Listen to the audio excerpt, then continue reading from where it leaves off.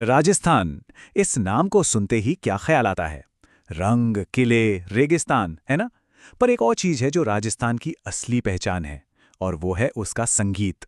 ये सिर्फ गाने बजाने की बात नहीं है।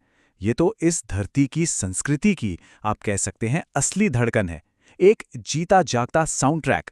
तो चलिए आज इसे करीब से महसूस करते हैं। और देखिए, इस संगीत की अहमियत कितनी गहरी है, इसका अंदाजा महात्मा गांधी के इन शब्दों से लगता है। उन्होंने इसे जनता की भाषा और हमारी संस्कृति के संरक्षक कहा था। सोचिए, कितनी बड़ी बात है। ये धुनें सिर्फ मनोरंजन नहीं, बल्कि हमारी विरासत की पहरेदार हैं।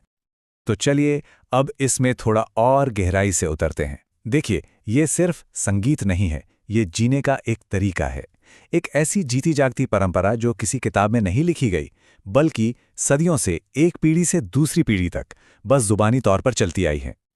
और सिर्फ गांधी जी ही नहीं, रविंद्रनाथ टैगोर ने भी लोकगीतों को संस्कृति की कला कहा था। एक ऐसी कला जो अपने साथ खुशी और आनंद का संदेश लेकर आती है। तो चलिए इसी खुशी और आनंद के सफर को आगे बढ़ाते हैं। अच्छा, इस संगीत की सबसे दिलचस्प बात क्या है जानते हैं? वो ये है कि ये जीवन के हर मोड़ पर, हर छोटे बड़े मौके पर साथ निभाता है।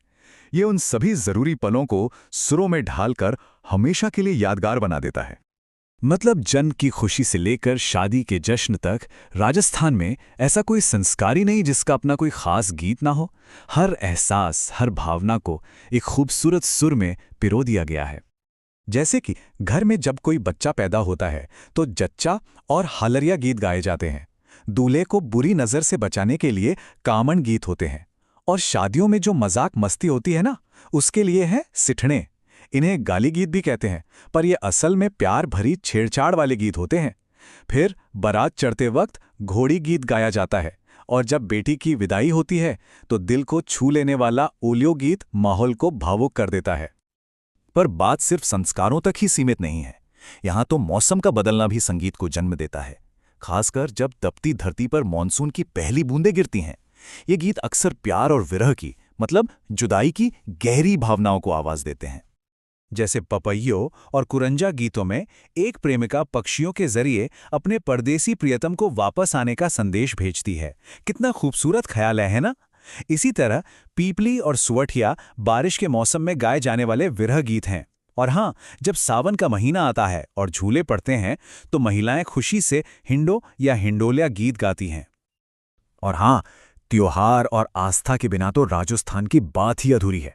और यहाँ संगीत के जरिए ही भक्ति और उत्सव का, आप कह सकते हैं, असली रंग जमता है। जैसे गणगौर के त्योहार पर महिलाएं पूजा करते हुए गीत गाती हैं। तीज के मौके पर तो घूमर के संगीत के बिना उत्सव अधूरा सा लगता है। यहाँ तक कि खेतों में काम करते हुए किसान भी लोक देवता तेजाजी की भक्ति में तेजा गीत गाते हैं। और करौली में कैलाजीवी के मंदिर में तो लांगुरिया गीत की धूम मची रहती है। तो अब सवाल ये उठता है कि आखिर ये संगीत, ये धुनें आज तक जिंदा कैसे हैं? इसका पूरा श्रेय जाता है इन धुनों के असली संरक्षकों को, वो पेशेवर संगीत समुदाय जिन्होंने सदियों से इन अनमोल परंपराओं को सीने से लगाकर रखा है। तो चलिए मिलते हैं इन धुनों के कुछ उस्तादों से। पश्चिमी राजस्थान के बाड़मेर जैसलमेर में आपको मिलेंगे लंगा और मांगणियार, जो सारंगी और कमायाचा जैसे साजों के जादूगर हैं। निम्बूड़ा गाना तो सुना ही होगा, वो इन्हीं की देन है। फिर आते हैं भोपा, जो रावण हत्था पर लोक देवताओं की वीर गाथाएं सुनाते हैं। और कालबेलिया समुदाय, जो अपनी बीन की धुन और खास तरह के नृत्य के लिए पूरी दुनिया में जाने जाते हैं।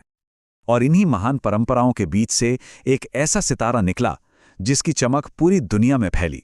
नाम था अल्लाह जिलाई बाई, जिन्हें लोग प्यार से मरु कोकिला यानी रेगिस्तान की कोयल भी कहते हैं। उन्होंने राजस्थान की मांड गायकी को, जो एक तरह की सेमी क्लासिकल शैली है, पूरी दुनिया में मशहूर कर दिया। जरा उनके सफर पर एक नजर डालिए, वाकई कमाल का था। 1902 में बीकानेर में उनका जन्म हुआ। 1982 में उन्हें भारत के सबसे बड़े नागरिक सम्मानों में से एक पद्मश्री से नवाजा गया। फिर अगले ही साल 1983 में लंदन में बीबीसी ने उन्हें कोर्ट सिंगर अवार्ड दिया। और 2003 में भारत सरकार ने उनकी याद में एक डाक टिकट जारी करके उनकी विरासत को हमेशा के लिए अमर कर दिया। अच्छा, एक और बड़ी दिलचस्प बात है, यहाँ का संगीत सिर्फ लोगों से नहीं, बल्कि यहाँ की जमीन, यहाँ के भूगोल से भी जुड़ा है। चलिए देखते हैं कैसे।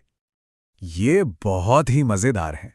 सोचिए, जो रेगिस्तानी इलाके हैं, मरु प्रदेश, जहां तक नजर जाए बस रेत ही रेत, वहां के गीतों में एक फैलाव है। ऊंचे और लंबे सुर हैं, जैसे कुरजान, मूमल।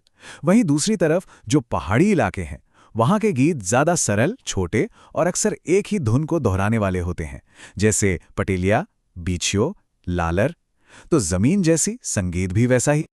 अब बात करते हैं उस चीज की जो इस संगीत की आत्मा है, इसके अनोखे साज, इसके वाद्य यंत्र। ये सिर्फ मशीन से बने इंस्ट्रूमेंट्स नहीं हैं, ये तो राजस्थान की अपनी आवाज हैं, जिन्हें अक्सर वहीं मिलने वाली चीजों से, हाथ से बनाया जाता है। समझने के लिए इन्हें हम 4 मुख्य हिस्सों में बांट सकते हैं। पहले हैं तत्वाद्य, यानी तार वाले, जैसे सारंगी। दूसरे हैं सुशिर वाद्य, जिन्हें फूंक मारकर या हवा से बजाया जाता है, जैसे अलगोजा या शहनाई। तीसरे हैं घन वाद्य, जो मेटल के बने होते हैं और जिन्हें टकराकर बजाते हैं, जैसे मंजीरा। और चौथे अवनत वाद्य, यानी चमड़े से मढ़े हुए ताल वाले साज, जैसे ढोलक या नगाड़ा। और तार वाले साजों में सबसे पहले बात करते हैं सारंगी की। कहते हैं कि इसकी आवाज इंसान के गले के सबसे करीब होती है। ये शायद राजस्थान का सबसे मशहूर और सबसे भावुक साज है। इसकी धुन सीधी दिल में उतरती है। जरा सोचिए, सागवान, केर या रोहिड़ा की लकड़ी से बना ये साज, इसमें 1-2 नहीं बल्कि पूरे 27 तार होते हैं। और इसे घोड़े के बालों से बने एक बो, जिसे गज कहते हैं, उससे बजाया जाता है। ये लंगा समुदाय का मुख्य साज है और इसकी धुन सच में रूह तक पहुंच जाती है। चलिए अब एक और बहुत ही अनोखी साज की बात करते हैं, रावण हत्ता। इसका नाम जितना दिलचस्प है, उतना ही ये साज भी। इसकी बनावट और इसका इतिहास दोनों ही इसे बहुत खास बना देते हैं। ये एक बहुत ही पुराना साज माना जाता है। इसका जो मेन हिस्सा है वो नारियल के खोल से बनता है। इसमें घोड़े के बाल के तार लगे होते हैं और इसकी जो बो होती है उस पर घुंघरू बंधे होते हैं। भोपा समुदाय के लोग इसी साज को बजाकर लोक देवता पाबूजी की फड़ बाँचते हैं। फड़ मतलब एक तरह का चित्रित कहानी सुनाना। तो ये साज एक कहानीकार की तरह काम करता है। तो हमने देखा कि ये संगीत सिर्फ गुजरे जमाने की कहानी नहीं है। ये एक ऐसी विरासत है जो आज भी सांस ले रही है, जिंदा है और आज की इस मॉडर्न दुनिया में अपने भविष्य की राह तलाश रही है। तो आखिर में एक सवाल मन में आता है, आज जब दुनिया भर का संगीत, ग्लोबल पॉप हमारी उंगलियों पर है, तो हम ये कैसे पक्का करें कि हमारी ये सदियों पुरानी अनमोल धुनें आने वाली पीढ़ियों के कानों तक भी पहुंचे? ये एक सोचने वाली बात है ना?